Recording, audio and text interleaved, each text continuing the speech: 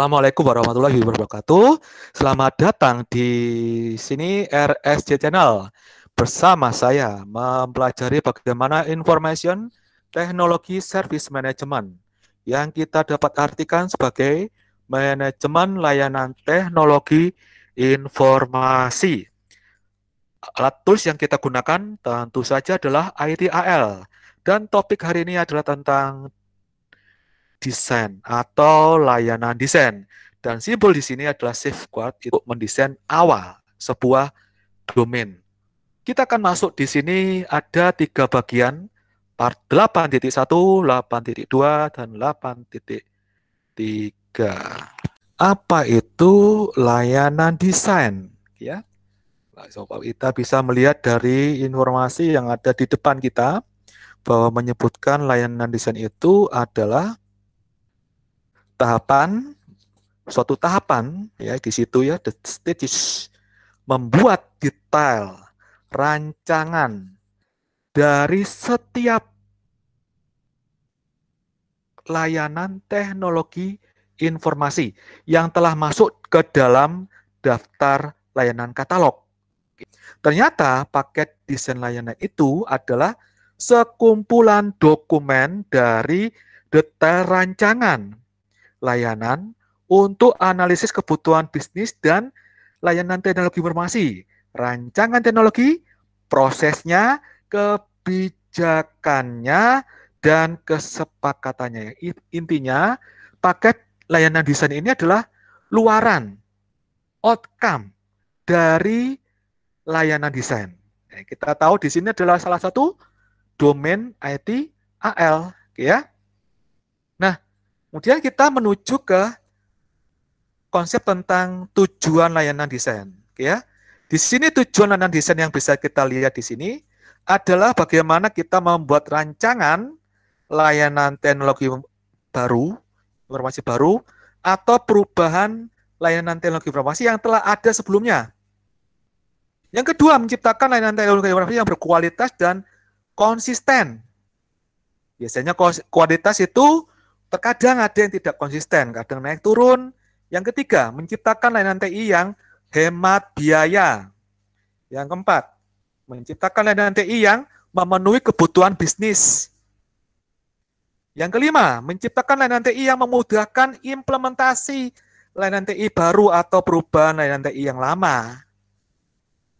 Yang keenam, menciptakan layanan TI yang meningkatkan enhance tata kelola teknologi informasi.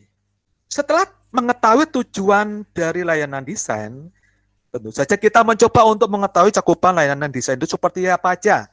Apa aja tujuannya adalah menyediakan panduan agar layanan teknologi informasi ini benar-benar memenuhi kebutuhan bisnis saat ini dan masa mendatang. Cakupan layanan desain itu antara lain satu, proses-proses manajemen layanan teknologi informasi. Yang kedua, teknologi. Yang ketiga, aturan atau kebijakan. Nah, ini dalam layanan desain itu ada istilah yang kita tahu, kita pelajari hari ini adalah 4P dalam manajemen layanan teknologi informasi. Pertama, 4P pertama PP, people, orang. Maksudnya apa? Tujuannya adalah memastikan kesiapan sumber daya manusia internal perusahaan, yang dimaksud adalah staff, dan eksternal perusahaan yang dimaksud adalah pelanggan. Gitu ya. Nah, people yang kedua adalah tujuannya memastikan apakah struktur organisasi telah mendukung manajemen layanan. Yang ketiga, memastikan posisi staff sesuai dengan kompetensi, sesuai posisi dan tanggung jawab yang tepat. The right man on the right place. Yang keempat, memastikan melaksanakan prosedur baru dan menggunakan peralatan penunjang, disamakan tools.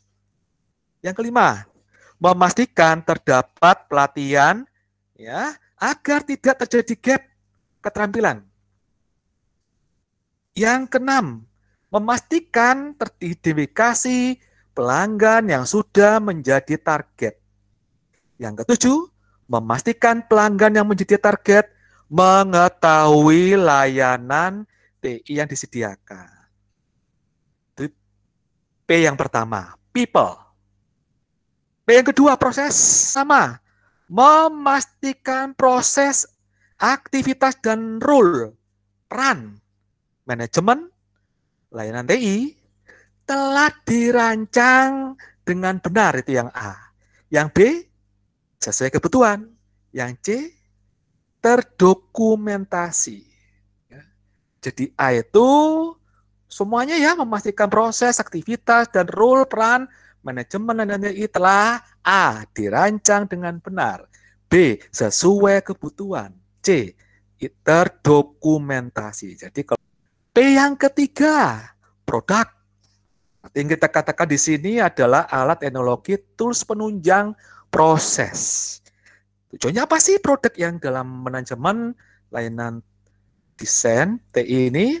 Yaitu memastikan mengimplementasi proses dilakukan secara efisien dan efektif dengan mempergunakan tools tertentu. Yang kedua, memastikan tools yang digunakan sesuai dengan kebutuhan saat ini atau masa mendatang. Yang ketiga, memastikan tools bisa diintegrasikan dengan teknologi sebelumnya. Gitu ya. Yang terakhir atau keempat dalam manajemen layanan teknologi informasi adalah partner, adalah supplier, manufacturers, vendor. Ya, tujuannya apa sih partner ini dalam manajemen layanan teknologi informasi? Adalah memastikan komponen sistem layanan TI yang perlu membutuhkan dukungan pihak ketiga, supplier, pemasok. B, memastikan supplier atau pemasok memiliki kompetensi layanan sesuai dengan kebutuhan layanan TI. Yang ketiga, mengkomunikasikan dan memastikan kebutuhan dukungan layanan TI dipahami dan dipenuhi supplier, pemasok. Contoh sederhana ya dapat kita lihat di sini dalam sebuah pertanyaan. Nah, people, contoh pertanyaannya seperti ini. Apakah tim manajemen aset telah dibentuk?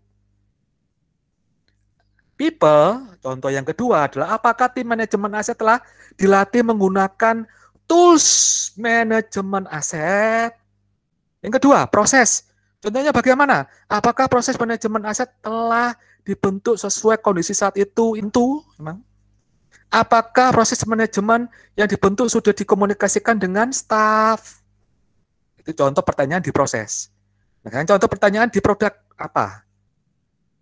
Apakah tools manajemen aset telah dipilih? Yang kedua, apakah aplikasi sudah memiliki fasilitas update secara manual atau otomatis? Nah, contoh untuk partner, supplier, pemasok. Contohnya apa? Siapakah pemasok supplier yang sesuai dengan anggaran dan spesifikasi yang diinginkan? Karena kan ITAL, suatu tools untuk menilai. Makanya keluarannya adalah kuesioner pertanyaan. Oke? Nah, di sini adalah bagian berkaitan dengan komponen 4P dalam manajemen layanan TI yang tadi. Pertanyaan-pertanyaan itu bisa dimasukkan di bagian ini, rekan-rekan. Jadi saling mengiris. Mengiris berarti saling mempengaruhi satu sama lain. Ya. Proses dengan people, people dengan supplier, dengan produk, macam-macam. Nah, lanjut, kita akan memahami tentang 5 aspek layanan desain. Dan biasanya disingkat dengan perangko kalau dalam bahasa Indonesia. Dalam bahasa Inggrisnya adalah STEM. STEM ini adalah Service Solution. T, Tools of Management Information System. A, Architecture. M, Measurement System. P, Process. Nah, kita akan pelajari satu persatu 5 aspek layanan desain STEM dari mulai yang pertama. Solusi layanan TI atau yang dinyatakan service solution. Sejauh mana fungsional layanan TI yang ditawarkan melalui analisis kebutuhan di compare dengan keterbatasan sumber daya dan kemampuan sejauh mana. Yang kedua, manajemen SI dan alat penunjang. Dalam singkatannya Tools of MIS. Penentuan aplikasi yang digunakan untuk otomasi proses layanan baru. Ya. dengan pertimbangan fungsional dan kesesuaian. Jadi masih modelnya dipertimbangkan. Yang ketiga, arsitektur SI dan manajemen. Di sini disingkat arsitektur, itu merupakan aplikasi teknologi harus sesuai dengan arsitektur yang ada, nggak boleh tumpang tindih, nantinya semakin besar pengeluarannya. Pengukuran, sistem pengukuran, measurement system, memastikan kerja layanan TI sesuai dengan standar. Yang kelima, proses untuk memastikan kebutuhan dalam merancang, transisi, mengoperasikan, dan meningkatkan layanan. Jadi di sini 5 aspek untuk layanan desain, kan yang biasanya disingkat dengan STEM. Dan itu memang akan mendukung dalam proses kita mempersiapkan kuesioner. Karena kuesioner itu adalah senjata mahasiswa, senjata peneliti untuk memahami lebih jauh tentang layanan TI di tempat target. Oke, nah ini bagiannya STEM. Tujuannya adalah layanan desain tentu saja. Oke. Terima kasih, sampai jumpa di ITSM LTI Part 8.2.